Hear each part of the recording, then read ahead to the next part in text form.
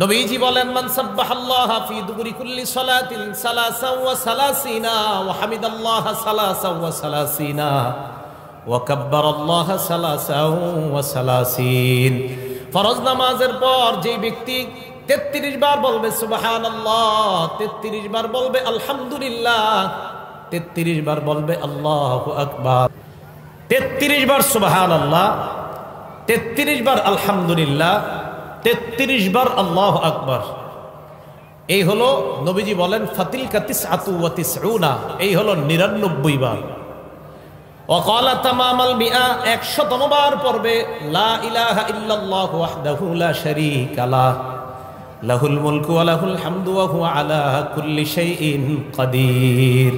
আল্লাহ নবী বলেন 33 বার 33 বার 33 বার 99 পড়ার পর 100তম বার যেই ব্যক্তি পড়বে লা ইলাহা ইল্লাল্লাহু ওয়াহদাহু লা শারীকা লাহ লাহুল মুলকু ওয়া লাহুল হামদু ওয়া হুয়া আলা কুল্লি শাইইন কাদির, এটা পড়ার সাথে সাথে গফিরাত খাতায়াহু ওয়া ইন কানাত মিসলা জাবাদিল বাহ।